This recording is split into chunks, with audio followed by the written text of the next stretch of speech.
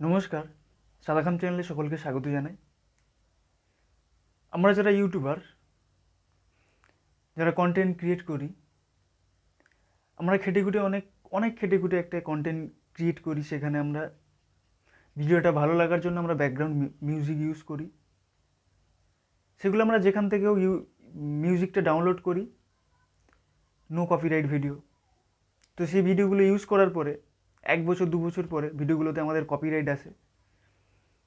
যেরকম আমার এর আগেও একটা চ্যানেল ছিল, সেখানে আমিও নো মিউজিক, এই কপিরাইট মিউজিক ইউজ করতাম। সেখানে 1 বছর 2 বছর পরে আমারও কপিরাইট এসছে। কারণ নো কপিরাইট মিউজিকগুলো যেখান থেকে আমরা ডাউনলোড করি, সেখানে বলা থাকে, রুলস থাকে যে এই লিঙ্কগুলো শেয়ার করলে আপনাকে প্রমোট করতে হবে, এই করতে হবে, করলে আপনার কপিরাইট আসবে না। কিন্তু কি দেখা যায় যে 1 বছর 2 বছর পরে সেম কপিরাইট আসে। কারণ আপনার সঙ্গে তার কোনো রকম কন্ট্যাক্ট বা চুক্তি হয়নি, লেখালেখি হয়নি যে সে আপনাকে কখনো কপিরাইট দেবে না। কপিরাইট এলে কী হয়? কপিরাইট এলে আমরা যে একটা ভিডিও থেকে যা উপার্জন করি, তাতে যদি আমাদের কপিরাইট আসে, সে কপিরাইট এলে কিন্তু আমরা সেই টাকাটা যা ইনকাম করবো ওই ভিডিওটা থেকে, সেই টাকাটা কিন্তু যে কপিরাইট দিয়েছে সে সম্পূর্ণ কিন্তু তার উপার্জন হয়ে যাবে। আপনি সেখান থেকে 1 টাকা পাবেন না। আপনার চ্যানেলে কপিরাইট মিউজিক এলে কিন্তু আপনার চ্যানেলের হয়তো অতটাও ক্ষতি হবে না, কিন্তু যদি স্ট্রাইক আসে তখন কিন্তু আপনার চ্যানেলটি বন্ধ হয়ে যাওয়ার সম্ভাবনা থাকে। 3টে স্ট্রাইক আসার পরে আপনার চ্যানেলটি কিন্তু বন্ধ হয়ে যাবে। কিন্তু আমরা যত খেটে খুঁটে যে আমরা যা উপার্জন করলাম, সেটাই যদি আমাদের অন্য কেউ যদি উপার্জন করে নিয়ে যায়, তাহলে আমাদের কী লাভ থাকবে? যে জায়গায় ইউটিউব আপনাকে সাজেস্ট করছে যে আপনি এখান থেকে মিউজিক ইউজ করুন, এখান থেকে মিউজিক ইউজ করলে কোনো রকম কপিরাইট আসবে না। তো আজকে আমি দেখাবো ইউটিউবের কোথা থেকে মিউজিক ইউজ করলে কোনো রকম কপিরাইট আসবে না। কারণ আমিও ওখান থেকেই ব্যাকগ্রাউন্ড মিউজিক ইউজ করি। তো চলুন দেখিয়ে দিই আজকের সেই জায়গাটা। আমরা প্রথমে চলে যাব ক্রোম ব্রাউজারে গিয়ে সার্চ বারে গিয়ে সার্চ করব youtube.com। তো এটাকে আমরা ডেস্কটপ মোডে নিয়ে নেব। এই ডেস্কটপ মোডে নিতে গেলে কী হবে, আমাদের যে কর্নার যে 3 ডট রয়েছে এটার উপর ট্যাপ করতে হবে। 3 ডটের উপর ট্যাপ করার পরে এই যে আমাদের ডেস্কটপ সাইট রয়েছে এটার উপর ট্যাপ করতে হবে। ট্যাপ করে আমাদের এই যে অ্যাকাউন্ট বলে একটি লেখা রয়েছে, অ্যাকাউন্ট, এটার উপর ট্যাপ করতে হবে। তো তারপরে আমাদের কি করতে হবে, এই যে কর্নার যে চ্যানেলের লোগোটি রয়েছে ওটার উপর ট্যাপ করতে হবে। ট্যাপ করার পরে দেখুন এখানে রয়েছে ক্রিয়েটর স্টুডিও, এটার উপর ট্যাপ করতে হবে।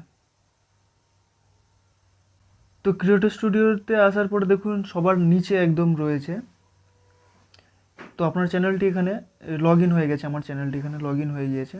হয়ে যাওয়ার পর দেখুন সবার নিচে রয়েছে একটি যে মানে মিউজিক চিহ্নটি রয়েছে, মানে অডিও চিহ্নটি রয়েছে, ওটার উপর ট্যাপ করতে হবে। এটাই হচ্ছে আমাদের ইউটিউবের অডিও লাইব্রেরি। তো এটার উপর ট্যাপ করতে হবে। তো এটার উপর ট্যাপ করার পরে দেখুন প্রচুর মিউজিক রয়েছে, আপনার এখানে প্রচুর মিউজিক রয়েছে। তো আপনি এগুলো চালিয়েও দেখতে পারেন। দেখুন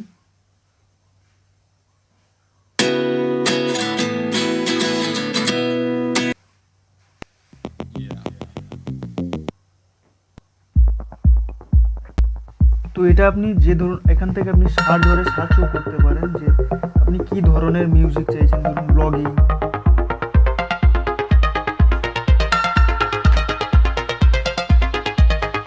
ব্লগ লিখে সার্চ করুন, এবং ব্লগিং মিউজিকগুলো চলে এসেছে।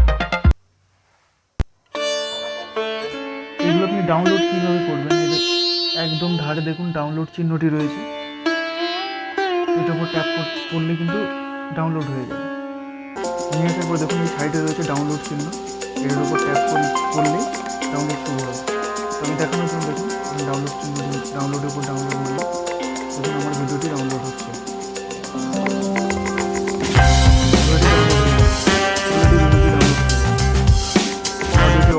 অটোমেটিক ডাউনলোড হয়ে যাবে। তো এটা আপনি যেখান থেকে ধরুন আপনি এটা আপনি যেখান থেকে ধরুন মানে এডিট করেন ভিডিও, তো সেখানে আপনি গিয়ে সেখান থেকে ভিডিওটি এডিট করতে পারেন। এডিট করে সেটাকে আপনি ইউজ করতে পারেন, সেটা কাইনমাস্টার হোক, ইনশট হোক, যেখান থেকে আপনি ভিডিও এডিট করেন, তো সেখানে গিয়ে আপনি এই মিউজিকটাকে এডিট করে আপনি ইউটিউবে দিতে পারেন, কোনো রকম কপিরাইট আসবে না এখান থেকে। তো আজকের ভিডিওটি এই পর্যন্তই, আবার দেখা হচ্ছে অন্য কোনো ভিডিওতে। সকলে সুস্থ থাকুন, ভালো থাকুন, ধন্যবাদ। আবার দেখা হচ্ছে অন্য কোনো ভিডিওতে। যারা আমাদের চ্যানেলে নতুন তারা চ্যানেলটিকে সাবস্ক্রাইব করুন, ভিডিওটি ভালো লাগলে লাইক করুন, আরও কোনো কিছু জানার থাকলে আপনারা কমেন্ট করে জানান।